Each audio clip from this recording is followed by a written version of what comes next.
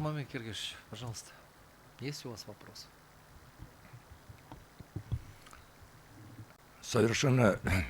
Мы считаем совершенно верной позицию представителя Верховного суда и вообще Верховного суда.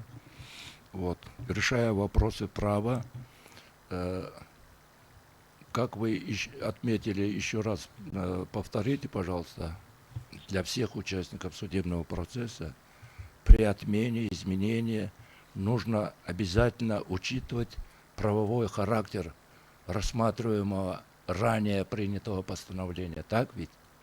Совершенно верно. В последнем абзаце моего выступления отметил, что для законного применения части 3 статьи 44 обозначенного закона необходимо учитывать правовой характер актов, которым она применяется, а также соответствие издаваемого акта принципам и требованиям законодательства. И при этом не затрагиваются ли конституционные права и свободы гражданина?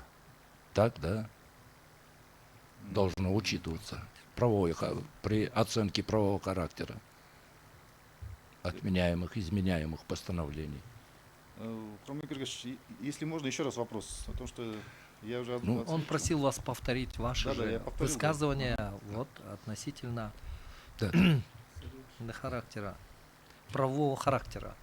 Учитывать правовой характер того акта, который, возможно, подлежит отмене. Да? Вот когда учитывается правовой характер этого документа, значит, в первую очередь, наверное, надо обращать внимание на защищенность прав и свобод человека и гражданина, да?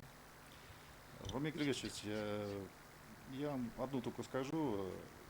Или правовой характер постановления охватывает же вот эти вопросы права и свободы.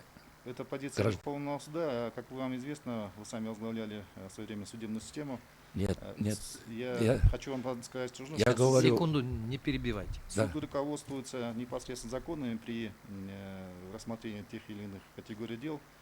Поэтому в данном случае мы обозначили свою позицию непосредственно этими словосочетаниями и выражениями. Спасибо. Нам достаточно вашего ответа, что должен учитываться правовой характер. Спасибо. Скажите, пожалуйста, у меня один вопрос.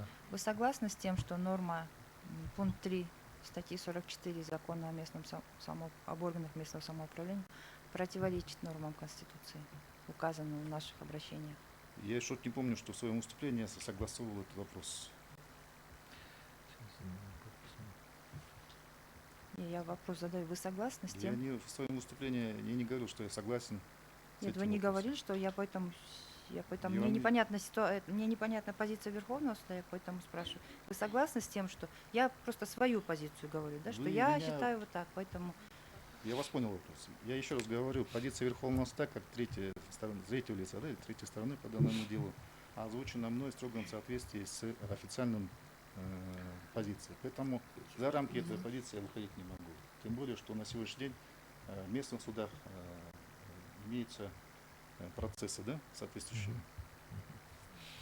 Так, есть у вас еще вопрос? Нет? Самат Кыштабекович. Нет? Уважаемый судья. А? Да, пожалуйста. Нет. Нету.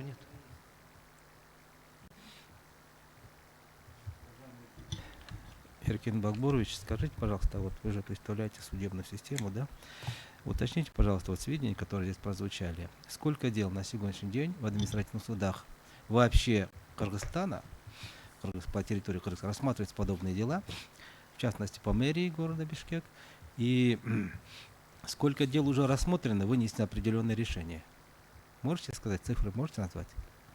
Я понял ваш вопрос, уважаемый суд. К сожалению, такой и точной информации у меня не имеется, но поскольку в сегодняшнем заседании уже прозвучало, что есть процессы рассматривающиеся и есть уже судебные акты отдельным делам, думаю, что эти процессы имеются, но количество и статистику предоставить я вам сейчас не смогу. Так, есть еще вопрос? Присаживайтесь.